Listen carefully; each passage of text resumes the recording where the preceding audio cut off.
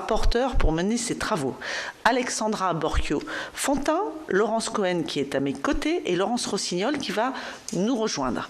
Pour la bonne information de toutes et tous, je précise que cette réunion fait l'objet d'un enregistrement vidéo accessible sur le site internet du Sénat en direct, puis en VOD. Nous avons le plaisir d'auditionner aujourd'hui en visioconférence Ovidie, auteure de plusieurs ouvrages sur la sexualité et sur la pornographie, réalisatrice de documentaires et plus récemment co-auteure d'une série animée diffusée sur le site d'Arte intitulée Libre, ayant pour vocation d'aider les jeunes à s'affranchir des dictats sexuels. Parmi vos récents travaux, je souhaite mentionner tout particulièrement votre livre publié en 2018 intitulé « À un clic du pire, la protection des mineurs à l'épreuve d'Internet » qui traite de la massification des contenus pornographiques en ligne, accessibles gratuitement, sans restriction d'âge et sans contrôle quant à la possible violence des contenus diffusés. Je mentionnerai également votre documentaire diffusé en 2017 intitulé Pornocratie, les nouvelles multinationales du sexe qui constituent le résultat d'une enquête de plusieurs années sur l'économie souterraine de la pornographie. J'ai visualisé ce reportage ce week-end et c'était assez édifiant et effrayant à la fois. Dans votre livre de 2018, vous estimez qu'en 10 ans, l'humanité a regardé l'équivalent de 1,2 million d'années de vidéos pornographiques.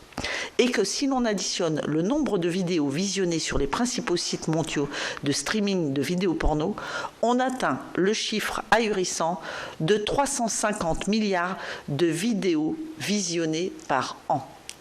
En effet, avec l'avènement de plateformes numériques appelées tubes, proposant des dizaines de milliers de vidéos pornographiques en ligne, en un seul clic et gratuitement, la consommation de pornographie est devenue massive. Les sites pornographiques affichent en France une audience mensuelle estimée à 19 millions de visiteurs uniques, soit un tiers des internautes français. En outre, 80% des jeunes de moins de 18 ans ont déjà vu des contenus pornographiques. Vous indiquez d'ailleurs dans votre livre que depuis la démocratisation du smartphone, l'âge moyen de la découverte des premières images pornographiques est de 9 ans. Ce visionnage peut être délibéré par l'accès à des sites pornographiques. Ainsi, selon une enquête IFOP de 2017 portant sur des adolescents de 15 à 17 ans, 63% des garçons et 37% des filles de cette classe d'âge ont déjà surfé sur un tel site et 10% des garçons le font au moins une fois par semaine. Le visionnage de contenu pornographique peut également être involontaire ou subi, à l'occasion de recherches Internet, du téléchargement d'un film ou d'un dessin animé, de discussions sur des réseaux sociaux. À 12 ans, près d'un enfant sur 3 a déjà été exposé à des images pornographiques. Outre la question de la protection des mineurs, les graves dérives dans le milieu porno français, dont la presse s'est récemment fait l'écho, amènent notre délégation à s'interroger sur les conditions dans lesquelles se déroulent les tournages. Nous avons notamment auditionné des associations féministes qui considèrent que ces tournages relèvent de la prostitution filmée et du proxénétisme. Si nous avons souhaité vous entendre aujourd'hui, c'est pour que vous partagiez avec nous votre expertise et votre connaissance de ce milieu. Vous pourrez notamment nous éclairer sur les mutations de l'industrie de la pornographie, ses moyens de diffusion et son ultra-accessibilité, son modèle économique, l'évolution des contenus vers des pratiques plus extrêmes et violentes, mais aussi la paupérisation du secteur qui touche plus particulièrement les actrices et les acteurs. Avez-vous une estimation du nombre et du poids économique des tournages qui se font encore en France et du nombre de personnes qui exercent dans ce secteur ? Il ressort en effet de nos précédentes auditions qu'aujourd'hui les tournages ont lieu majoritairement dans des pays comme la Hongrie ou la République tchèque sans aucun encadrement. L'influence de la pornographie... L'influence de la pornographie sur les pratiques sexuelles, notamment celles des plus jeunes, rapport au corps, construction de l'imaginaire sexuel, dictat sexuel, diffusion de la culture du viol, la question de la protection des mineurs aussi à l'heure de la gratuité et de la massification des contenus porno accessibles en ligne. Pourquoi est-il quasiment impossible aujourd'hui de faire appliquer la loi française qui interdit l'accès des mineurs aux contenus pornographiques en ligne ?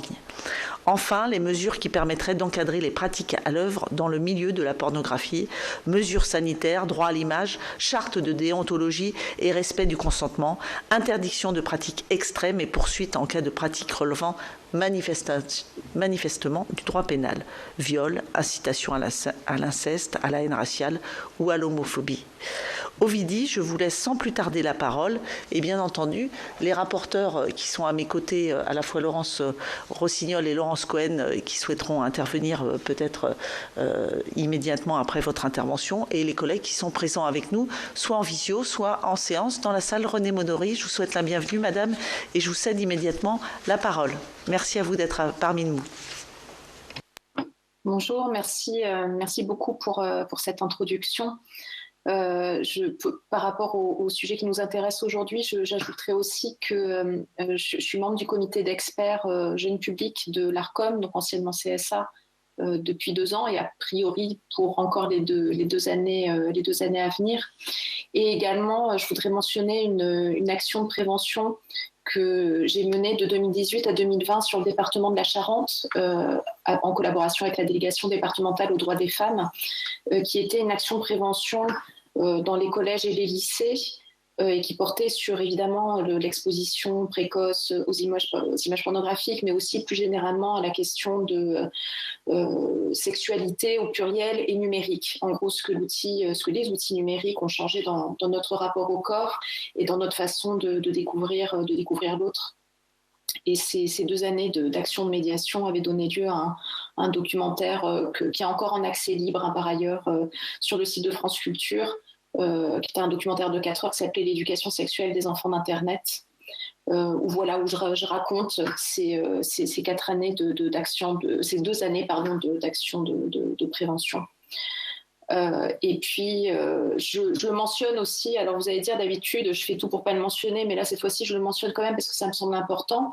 J'ai été moi-même actrice de 1999 à 2002-2003. Donc certes, à un moment où cette industrie n'avait strictement rien à voir, puisque moi j'ai été une actrice de VHS, ce qui ne nous rajeunit pas, et c'était bien avant Internet. Néanmoins, je le précise quand même en avant-propos parce que c'est pour vous dire, je ne suis pas mue par une quelconque idéologie morale. Voilà, tout ce que je vais dire aujourd'hui, je ne suis pas dans la rédemption et je ne suis pas là pour servir, je sais pas, un lobby conservateur ou que sais-je. Donc voilà, c'est une expérience que j'ai vécue dans mon corps, certes il y a 20 ans, mais que j'ai quand même vécue dans mon corps avec ses hauts et ses bas, parce qu'il n'y a pas que des bas, il y a eu des hauts, mais il n'y a pas eu que des hauts, il y a eu des bas. Mais voilà, c'est une expérience que je connais dans mon corps, même si encore une fois, ce milieu a beaucoup changé. Donc aujourd'hui, je vais surtout parler de ce qui a évolué dans les modes de diffusion de ces contenus-là. Entre autres avec l'arrivée des tubes, c'est surtout des tubes dont je vais parler, puisque c'était ça l'objet de l'investigation, de ces 2 années d'investigation avec Pornocratie, et éventuellement de l'impact sur les jeunes, impact ou pas d'ailleurs, sur ce que ça change vraiment dans leur rapport au corps et dans leur approche des sexualités.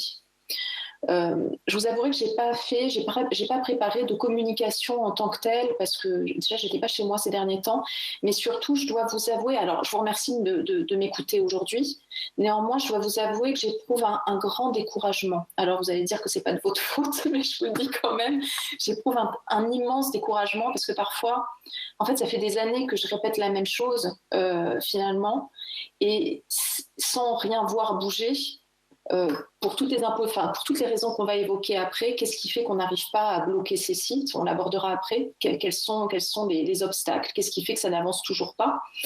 Mais j'ai vraiment cette sensation d'être auditionnée chaque année par divers ministres. J'ai été auditionnée par divers ministres, j'ai été auditionnée même par Madame Macron en personne à sa demande, par des commissions à l'Assemblée nationale, par Madame Mercier l'année dernière ici. Enfin, et j'ai cette sensation que ça ne bouge pas. J'ai l'impression d'être d'un disque rayé. Donc c'est vrai qu'aujourd'hui, je me suis fait, pour ma santé mentale, je me suis fait l'économie de préparer une communication en tant que telle. Néanmoins, je répondrai évidemment à toutes vos questions, du moins si j'en suis capable.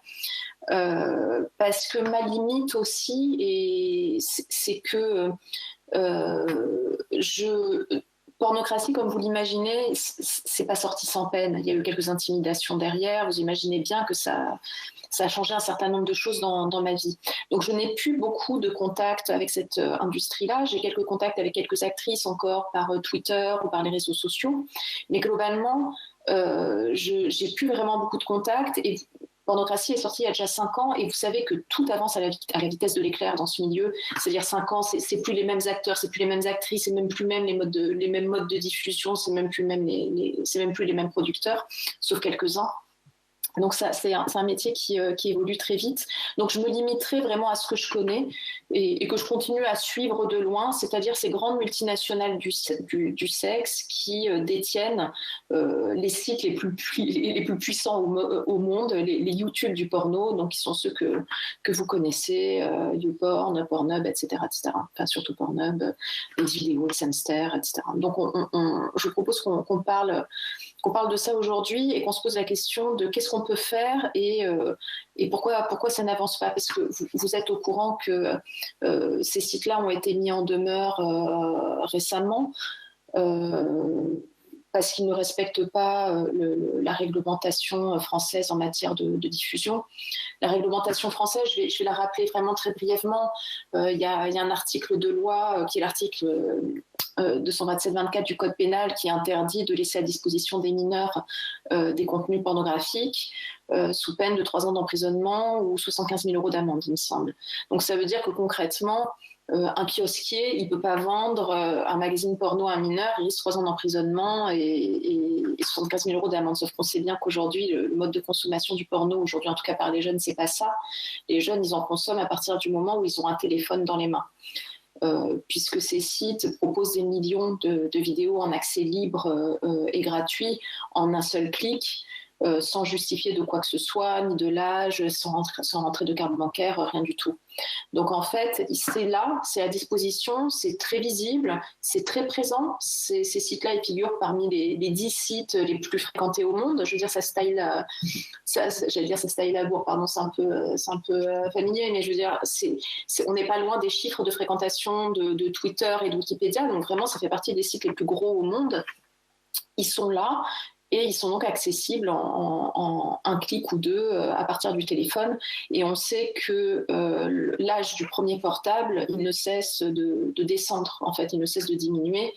Donc, avant, on a l'impression que c'était il y a 1000 ans.